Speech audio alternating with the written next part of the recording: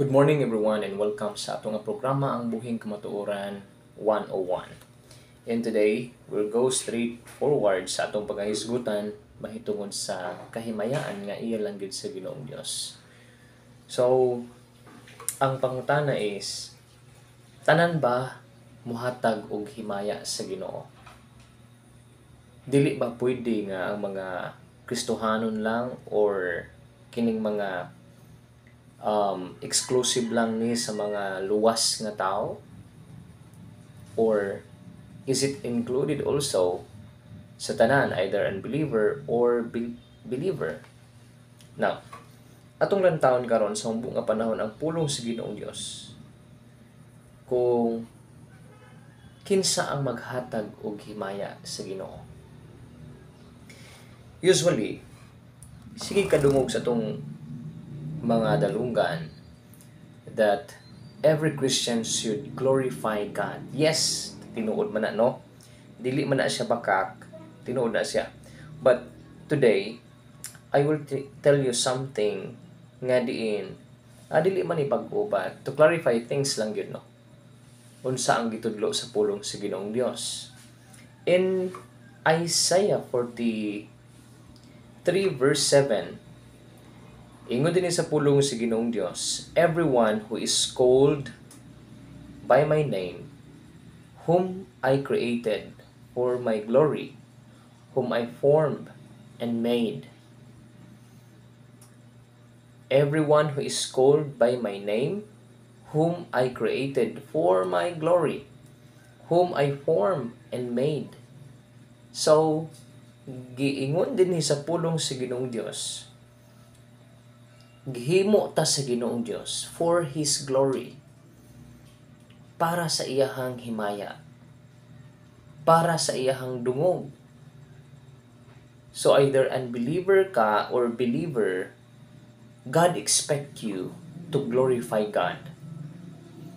So ang pamangkot, ang pangutana sa iban, how can the unbeliever glorify God if they are not in God? Nga ang ilang mga huna-huna kag mga kasing-kasing motibo dili man iya sa Ginoo, dili pa man silyado sa Ginoo. So unsaon man nga makahimaya sila sa Ginoong Dios? Daw in this verse wala pa kini nag-ingon nga diin exclusive lang para sa mga Kristohanon. Wala kini nag-ingon nga exclusive lang ni sa mga nasiliuhan. But tanan gi-expect sa Ginoong Dios ang kaluwasan para sa tanan.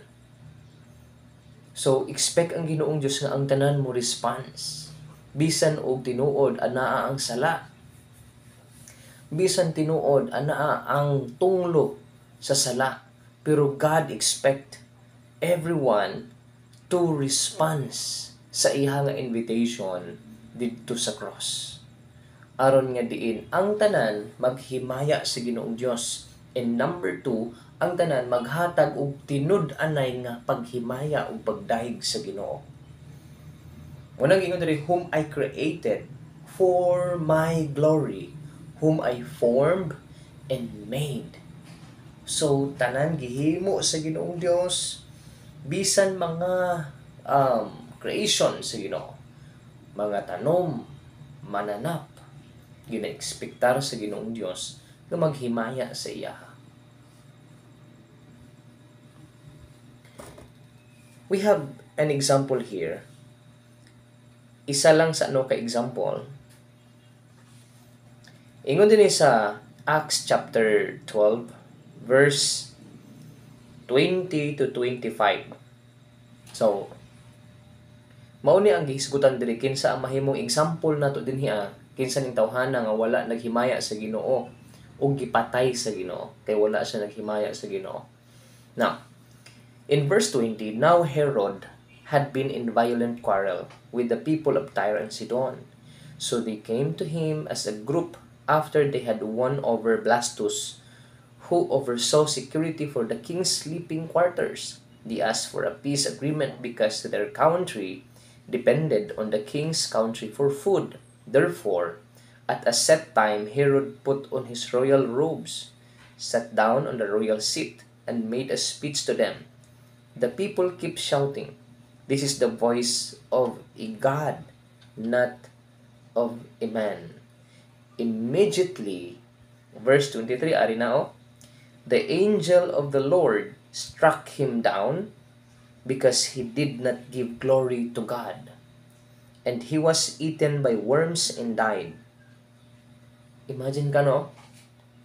So si Herod, ang storya, si Herod, ginailog niya ang trono, nga diin ginabit-bit na niya ang himaya, dili na himaya sa Ginoo. Presenting him as a king. But, ang nahitabo, ang lantaw sa mga tao sa iya tungod sa iyang ginahimo, daw siya na ang Ginoo. Ang iyang pagpaila, ang iyang pagpakita sa mga tao, daw Ginoo siya. Ang point din niya karon nga atong kuhaon is, he did not give glory to God. Unsay gihisugutan dito sa pulong sa Ginoong Dios in Isaiah 43 verse 7, whom I created for my glory, whom I formed and made. So kita hinimo lang si Ginoo. God expect everyone, every person nga maghimaya sa Ginoo. Pastor, bisag unbeliever siya? Yes, nga himayaon niya ang Ginoong Dios, nga ilhon niya ang Ginoo, nga wa nay lain niya Ginoo. Ang problema diha, kung dili na niya ilhon ang Ginoo, kay i-present na niya ang kaugalingon, or i-present niya kinsa nga Ginoo, kuhaon na siya sa Ginoo. Labi na kung ang iyahang ipakaginoo iyan ang kaugalingon. I do believe, I firmly believe, muna nga, mga kaigsuunan, I hope nga diin masabta na to nga ang atong tumong o rason nga nung nag-exista ining kalibutan na is to give glory sa Ginoong Dios, to glorify God, to praise His name. Wa nay lain pa. Yes, gi-bless ka sa Ginoong Dios ni anang trabaho, but ayaw himuha nga imong trabaho mo hinungdan nga di nakahimaya sa Ginoo. And the most of all, sa mga dili pa unsaon nato nga makahatag tag tinud-anay nga pagdahig sa Ginoo, paghimaya sa Ginoo. Kaya na may uban nga naghimaya sa Ginoo pa gitawag na siya og shallow. Kung sa Bisaya pa na nang walay unod. So aron nga diin ang Ginoong Dios mahatagan na tong tinud-anay nga pagdahig. Kung kita dili pa ta nakabaton og relasyon sa Ginoo, we should accept God, believe Him, He is our Lord and personal Savior, aron makahatag tag tinud-anay nga pagdahig.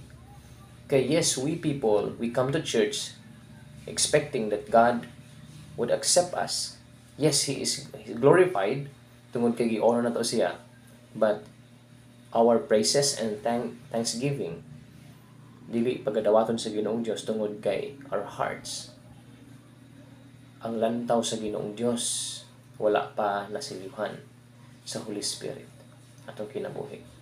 So, I hope nga diin ang atong mga kabataan ato silang pabaluon, just like nahitabo diri di na to paabuton nga mahitabo ang nahitabo ni Herod diri sa ato, na kung di ata ka himaya sa Ginoong Dios basin og kuhaon ta sa Ginoo.